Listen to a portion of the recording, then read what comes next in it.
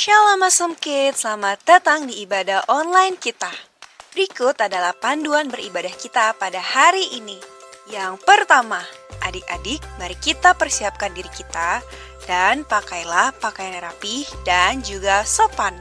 Yang kedua, adik-adik, saat ibadah dimulai jangan tiduran ya, tapi kita mau duduk dengan baik.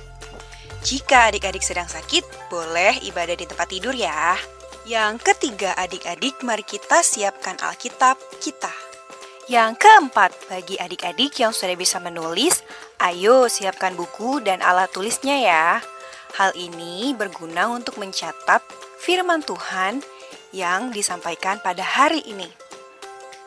Yang kelima, adik-adik semua ikut menyembah dan memuji Tuhan ya dengan semangat. Yang keenam, adik-adik yang mendengarkan firman Tuhan, kita mau duduk dan jangan jalan ke sana sini ya. Dan juga jangan mengobrol. Yang ketujuh, adik-adik ikut berdoa bersama-sama juga ya. Selamat beribadah. Tuhan Yesus memberkati.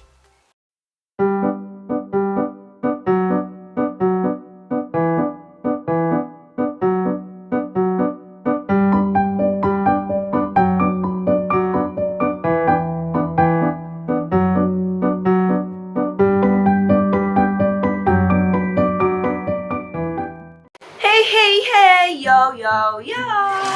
Awesome. How are you today? Awesome. Incredible. Yes. Awesome kids. Yes, I am. Yes, I am. Wow, awesome kids. Apa kabarnya hari ini? Oh, luar biasa. Puji Tuhan. Apakah adik-adik semua siap untuk beribadah hari ini? Coba kalian cek ya. Kalau anak-anak yang sudah siap untuk beribadah, biasanya duduk rapi, sikap yang baik, tenang, bisa? Oke, bisa. Nah, yang terpenting tidak boleh main handphone. Terus, apalagi Karibka? Terus, pakai baju yang rapi dan juga sopan adik-adik. Dan jangan lupa untuk bawa Alkitabnya, bawa buku catatan juga. Supaya apa? Supaya adik-adik dapat mendengarkan firman Tuhan dengan baik. Dengan apa adik-adik? Dengan baik, puji Tuhan. Semuanya bisa ya adik-adik ya. Wah, tepuk tangan buat semuanya. Keren berarti adik-adik sudah siap. Oke, adik-adik, sebelum kita mulai semua rangkaian ibadah kita hari ini, Karibka mau ajak adik-adik semua untuk berdoa terlebih dahulu sebelum kita beribadah. Kita berdoa. Ya Tuhan, terima kasih buat hari ini. Sebentar kami akan memulai ibadah kami. Berkatilah ibadah ini dari awal, pertengahan hingga akhirnya. Terima kasih Tuhan, kiranya Engkau boleh sertai kami semua pada hari ini. Kami juga tidak lupa untuk berdoa, yaitu doa Bapa kami. Mari kita berdoa. Bapa kami yang di sorga, dikuduskanlah namamu, datanglah kerajaanmu, jadilah kehendakmu di bumi seperti di surga. Berikanlah kami pada hari ini makanan kami yang secukupnya.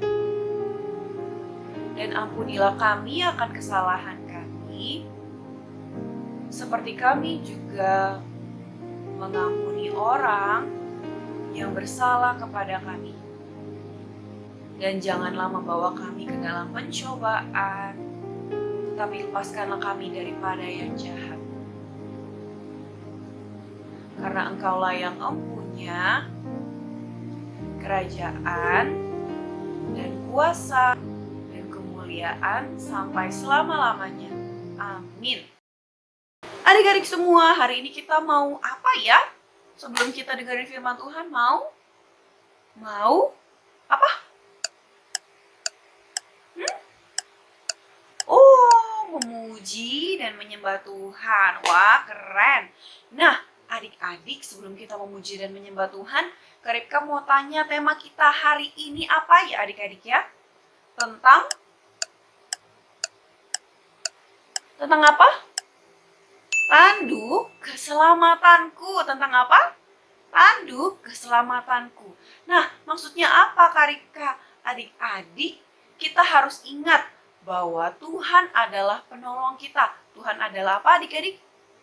Penolong kita.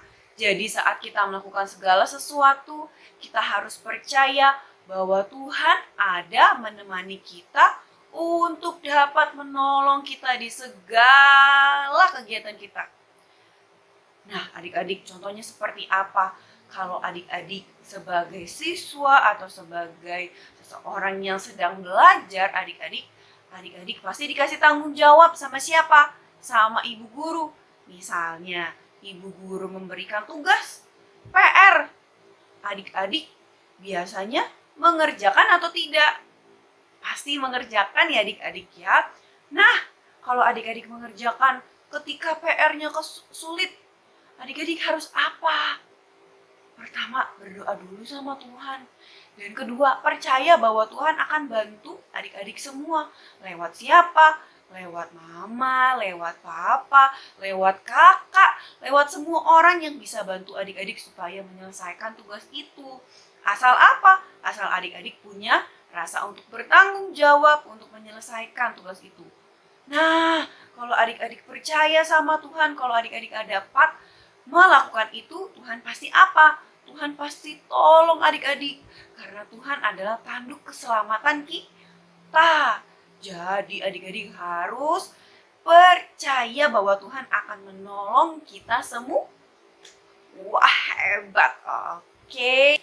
Yesus berpesan untuk terus bersyukur karena kita punya apa? Punya Tuhan yang mampu menolong kita. Yuk adik-adik, kita mau nyanyi lagu ini. Yesus berpesan dalam malam gelap. Bisa? Bisa. Kita nyanyi paling semangat dan kuat ya. Oke. Oke, let's go awesome kids.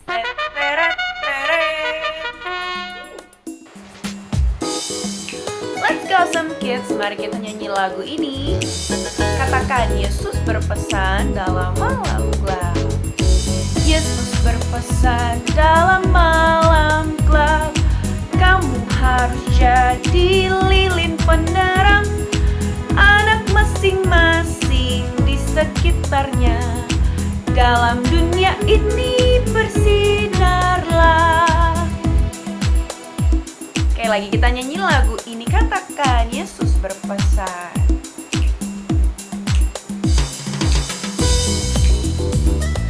Mari kita nyanyi lagu ini dengan sukacita. Yuk nyanyi lebih semangat lagi. Yesus berpesan dalam malam gelap. Kamu harus jadi lilin penerang anak masing-masing di sekitarnya. Dalam dunia ini bersinarlah.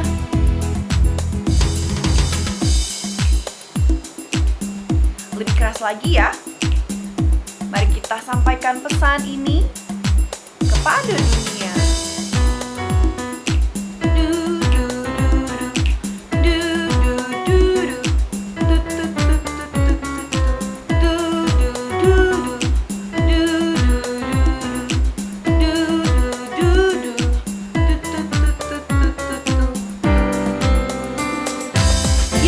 Berpesan dalam malam gelap.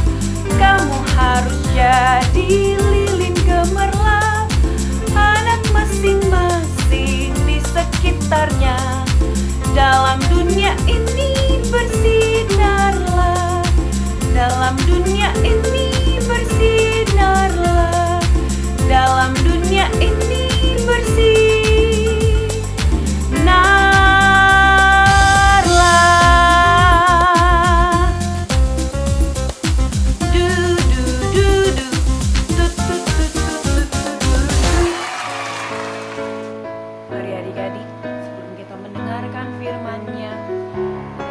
Siapkan hati kita, katakan firman Tuhan ku dengar, ku tanam di hati.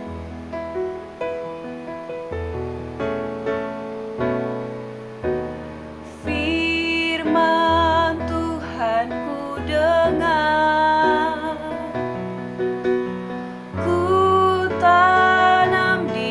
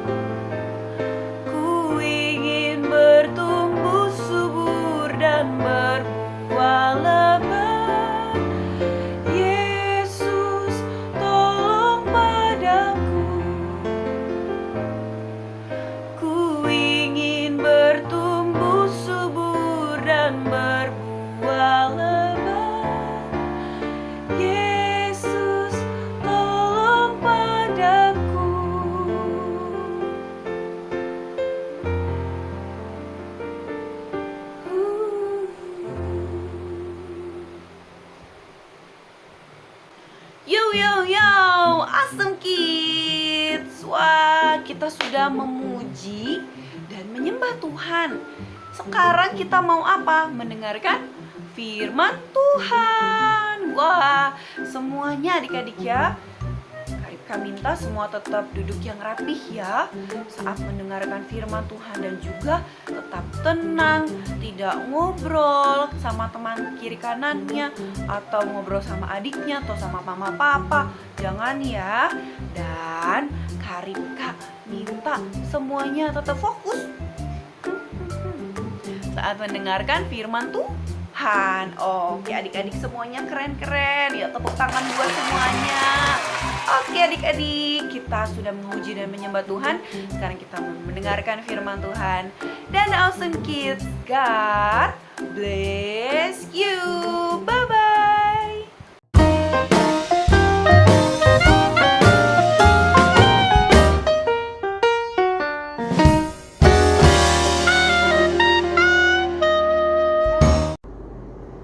Shalom Princess and Princesses yang dikasihi oleh Tuhan Yesus. Selamat hari Minggu adik-adik. Ketemu lagi sama Kak Emen ya di hari Minggu tanggal 11 September 2022. Kita kembali masuk di dalam pembacaan firman Tuhan. Kita mau sama-sama belajar dari Alkitab kita. Dan sebelum kita baca Alkitab, kita mau berdoa ya. Semua matanya ditutup adik-adik, kita berdoa. Bapak yang baik, terima kasih banget ya karena hari ini kami kembali boleh ada dalam keadaan yang baik dan sehat.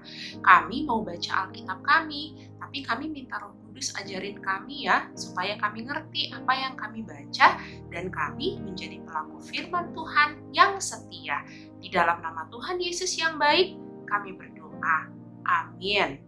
Nah adik-adik, hari ini kita mau belajar tentang kisah Raja Daud. Kalau minggu kemarin kan kita juga belajar tentang kisah Raja Daud ya. Hari ini juga, tapi kita mau baca dengan tema yang berbeda. Temanya untuk hari ini adalah Tuhan tanduk keselamatanku. Nah adik-adik yang udah bisa tulis, udah bisa nyatet, dicatat ya. Tuhan tanduk keselamatanku. Ada beberapa ayat yang kita akan baca hari ini. Kak Emen akan baca, tapi Kak Emen mohon banget nih adik-adik juga sambil dibuka Alkitabnya. Untuk yang sudah bisa baca, adik-adik kelas kecil, kelas besar, Alkitabnya dibuka supaya kita bisa sama-sama belajar ya. Kita mau buka dulu yang pertama itu dari kitab Mazmur adik-adik. Dari kitab Mazmur pasal 18 ayat 2 sampai ayat 4. Yuk dibuka ya. Mazmur 18 ayat 2 sampai ayat yang keempat. Kak Emen baca ya. Ia berkata, aku mengasihi Engkau, ya Tuhan, kekuatanku. Ya Tuhan, bukit batuku, kubu pertahananku, dan penyelamatku. Allahku, gunung batuku, tempat aku berlindung. Perisaiku, tanduk keselamatanku, kota bentengku. Terpujilah Tuhan, seruku, maka aku pun selamat daripada musuhku. Nah adik-adik, Mazmur 18 ini ditulis oleh Daud ya. Waktu itu ceritanya Daud belum menjadi raja, itu lagi dikejar-kejar sama seorang raja yang bernama Raja Saul. Jadi Raja Saul ini menjadi raja, kemudian digantikan oleh Daud ya. Jadi kita biasa menyebutnya sebagai Raja Daud. Tapi waktu ini ditulis Daudnya belum menjadi raja nih adik-adik. Oke, jadi di situ kalau kita baca, Daud ini lagi bilang sama Tuhan, Tuhan itu penyelamat aku, Tuhan itu pelindung aku, Tuhan itu perisai aku, Tuhan itu tanduk keselamatanku. Nah nanti kita mau belajar adik-adik, tanduk keselamatan itu apa sih Kak? Kita belajar nanti ya. Kak Emen mau cerita dulu tentang apa yang terjadi pada waktu itu. Jadi Daud ini berhasil mengalahkan banyak banget orang Filistin. Waktu itu Israel sedang musuhan sama Filistin. Kemudian Daud itu berhasil memimpin pasukan untuk mengalahkan orang Filistin. Terus waktu pulang dari medan perang itu banyak banget yang muji-muji Daud adik-adik. Banyak banget yang muji-muji Daud. Terus waktu Daud dipuji-puji, Raja Saul ini iri. Dia bilang gini loh, kan aku yang raja, kok Daud yang dipuji-puji ya? Jadi sejak saat itu Saul itu punya rasa iri dan dengki sama Daud. Sejak saat itu Raja Saul itu gak suka sama Daud karena dia gak suka kok yang banyak dipuji itu malahan Daud dan bukan aku gitu ya. Nah terus kita coba lihat lagi Alkitabnya adik-adik di kitab 1 Samuel 18 ayat 6 sampai 8. 1 Samuel 18 ayat 6 sampai 8. Tetapi pada waktu mereka pulang, ketika Daud kembali sesudah mengalahkan orang Filistin itu, keluarlah orang-orang perempuan dari segala kota Israel, menyongsong Raja Saul sambil menyanyi dan menari-nari dengan memukul rebana, dengan bersukaria dan dengan membunyikan gerincing. Dan perempuan yang menari-nari itu menyanyi berbalas-balasan, katanya, Saul mengalahkan beribu-ribu musuh, tetapi Daud berlaksa-laksa. Lalu bangkitlah amarah Saul dengan sangat, dan perkataan itu menyebalkan hatinya, sebab pikirnya kepada Daud diperhitungkan mereka berlaksa-laksa, tetapi kepadaku diperhitungkannya beribu-ribu. Akhir-akhirnya jabatan raja itu pun jatuh kepadanya. Nah, jadi adik-adik ngerti ya, sejak saat itu Raja Saul benci banget sama Daud karena iri hati. Oke. Terus kita mau buka lagi Alkitab kita dari kitab 1 Samuel juga, pasal yang ke-22. Nah, tapi Kak Emen mau cerita dulu ya sebelum kita baca. Pada waktu itu, Daud kan lagi dikejar-kejar sama Raja Saul, karena Raja Saul itu pengen membunuh Daud. Adik-adik jangan salah mengerti ya, membunuh itu nggak boleh. Tapi Alkitab lagi mau cerita apa adanya nih. Pada waktu itu memang Raja Saul saking bencinya, dia mau membunuh Daud. Oke, kemudian Daud lari nih ke sebuah gua yang namanya Gua Adulam. Kita baca ya, 1 Samuel 22 ayat 1 sampai 5. Lalu Daud pergi dari sana dan melarikan diri ke Gua Adulam. Ketika saudara-saudaranya dan seluruh keluarganya mendengar hal itu, pergilah mereka ke sana mendapatkan dia. Berhimpun juga kepadanya setiap orang yang dalam kesukaran, setiap orang yang dikejar-kejar tukang pimpang, setiap orang yang sakit hati, maka ia menjadi pemimpin mereka. Bersama-sama dengan dia ada kira-kira 400 orang. Dari sana Daud pergi ke Mispa di Moab dan berkata kepada raja negeri Moab, "Izinkanlah ayahku dan ibuku tinggal padamu, sampai aku tahu apa yang dilakukan Allah kepadaku." Lalu diantarkannya lah mereka kepada raja negeri Moab, dan mereka tinggal bersama dia selama Daud ada di kubu gunung. Tetapi Gad, nabi itu, berkata kepada Daud, "Janganlah tinggal di kubu gunung itu, pergilah dan pulanglah ke tanah Yehuda." Lalu pergilah Daud dan masuk ke hutan Garan.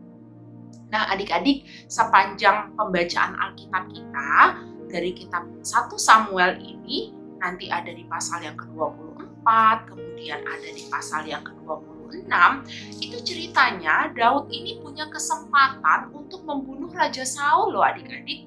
Adik-adik coba bayangin deh, Daud lagi dikejar-kejar sampai lari dari satu tempat ke tempat lain, sampai harus titip orang tuanya ke seorang raja, karena Daudnya kan harus lari, dia susah tuh kalau harus bawa orang tuanya. Terus ada kesempatan untuk membunuh Raja Saul.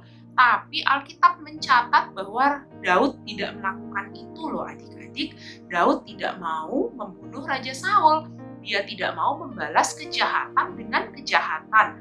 Adik-adik nanti baca sendiri ya adik-adik dari 1 Samuel pasal 24 terus pasal 26. Di situ ceritanya Raja Saul itu lagi ada di padang gurun En-Gedi namanya, di dalam gua.